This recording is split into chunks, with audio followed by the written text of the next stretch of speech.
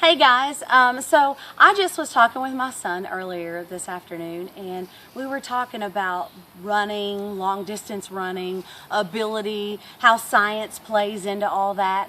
And we just got to talking about, you hear a lot of people say, I can't run a 5K. But the reality is that you actually can. You hear people say, I can't run a mile without stopping, but they actually can. And more specifically, when it comes to long distance running, the thing that I'm figuring out more and more every single day is that there actually isn't anything that I can't do. It's just about what am I willing to do today. And that is how, it's not all about, oh, Jennifer, you're so great, you figured it out. I think you can too.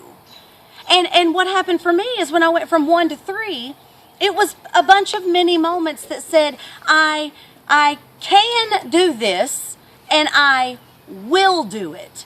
And so I guess I just wanted to encourage you, if you've let these words come out of your mouth, and I've got someone in mind right now, and she'll know who I'm talking about, that says, I can't run a mile without stopping.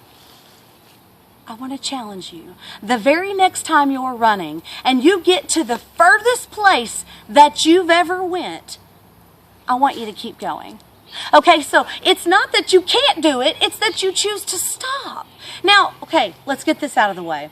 It's not really about, just drive and determination when it comes to running, because this body has got to be the avenue to do it, right? Okay, so when it comes down to physical injuries, when it comes down to bad knees, bad hips, bad back, bad all that stuff, of course there are limitations. But I'm asking you if maybe sometimes you use the perception of a physical limitation to candy coat your emotional lacking to follow through. Whew, man. That was good. Do we sometimes say, I can't because of a shin splint versus doing all the therapies that are needed to actually get that thing into submission? It's because I have a bad hip. Are we eating well so that we can drop the weight off of our skeletal structure so that that hip doesn't have to carry that extra 50 pounds?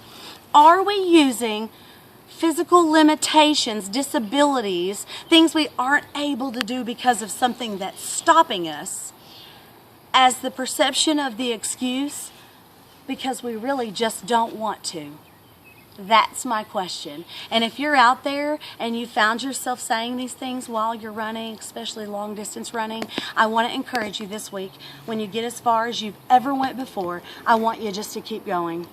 And when you get 10 more steps, I just want you to keep going. See how many more times you can just keep going. And before you know it, you'll never say again, I can't run a mile without stopping. Just a thought. Love y'all.